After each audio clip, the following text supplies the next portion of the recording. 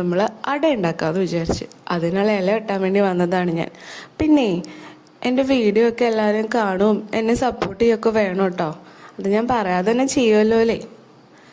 അപ്പം അതെ അട ഉണ്ടാക്കാൻ വേണ്ടി പോവാണ്. അപ്പോൾ അതേ മാവൊക്കെ കുഴച്ചിട്ടുണ്ട്. ഇത് ഞാൻ രാവിലെ ഇടിയപ്പം ഉണ്ടാക്കിയതിൻ്റെ ബാക്കി മാവാണേ. അപ്പോൾ അത് ഇത്തിരി കട്ട് ചെയ്തിട്ടുണ്ട്. അപ്പോൾ കുറച്ച് ചൂടുവെള്ളം കൂടെ ഒഴിച്ച് നമുക്ക് ഉണ്ടാക്കാം. അപ്പോൾ അതെ എന്നെ അസിസ്റ്റ് ചെയ്യാനായിട്ട് എൻ്റെ അസിസ്റ്റൻറ്റും കൂടെ വന്നിട്ടുണ്ട് കേട്ടോ.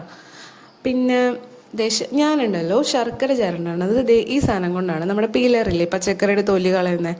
പിന്നെ അതുപോലെ തന്നെ അതിൽ എളുപ്പമാണ് കേട്ടോ. നമ്മളിത് ഈ പച്ചക്കറി ഇങ്ങനെ ചിരണ്ടണ ഈ സാധനമില്ലേ, അതിൻ്റെ ആ വലിയ സൈഡ് വെച്ചിട്ട് ചിരണ്ടാണെങ്കിലുണ്ടല്ലോ എത്ര പെട്ടെന്ന് കഴിയുമെന്ന് അറിയോ. അപ്പോൾ അതൊക്കെ റെഡിയാക്കി വെച്ചിട്ടുണ്ട്, എല്ലാം റെഡിയാക്കിയിട്ടുണ്ട്, മാവ് റെഡിയാക്കിയിട്ടുണ്ട്. അപ്പോൾ വേഗം വേഗം അട പരത്തി നമുക്ക് വെക്കാം. പാറു വരാൻ സമയമായിട്ടുണ്ട്, അതിന് മുമ്പ് സെറ്റ് ചെയ്യണമല്ലോ. പിന്നെ എല്ലാ ദിവസവും ഒന്നും ഇങ്ങനെ ഉണ്ടാക്കാറൊന്നുമില്ല കേട്ടോ. ചില ദിവസം അങ്ങനെ കഴിക്കാനും തോന്നും, എനിക്ക് അങ്ങനെ ഉണ്ടാക്കി കൊടുക്കാനും തോന്നും.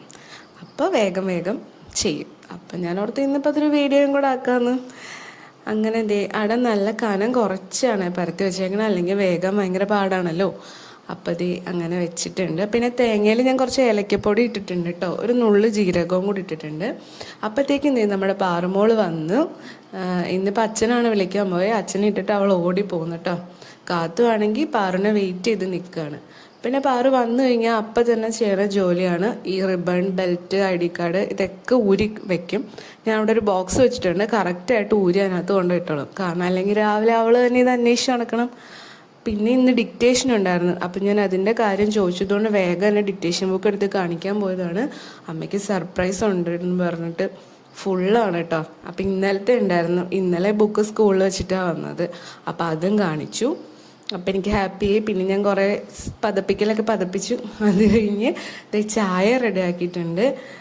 അങ്ങനെ എല്ലാവരും കൂടി ഇരുന്ന് ചായ കുടിച്ചു. ഞങ്ങളെല്ലാവരും കൂടി ഇരുന്ന് കേട്ടോ വൈകിട്ട് ചായ കുടിക്കണേ.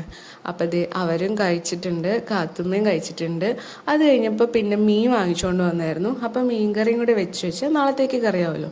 അപ്പം ഞാൻ മീൻ കറി വെക്കാൻ വേണ്ടി പോവാണ്. മുളക് ചാറാട്ടോ വയ്ക്കണം, പിലോപ്പിയാണ് കിട്ടിയത്.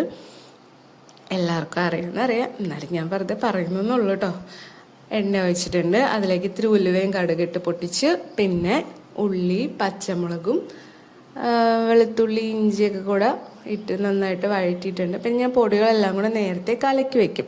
നമ്മുടെ ഫിഷ് മസാലയും മുളക്, കാശ്മീർ ചില്ലിയും സാധാരണ മുളക് പൊടിയും മല്ലിപ്പൊടിയും ഒക്കെ കൂടെ അതിട്ട് നന്നായിട്ട് വഴണ്ടായാൽ എണ്ണ തെളിഞ്ഞ് വരുമ്പോൾ കുറച്ച് വെള്ളം ഒഴിക്കും.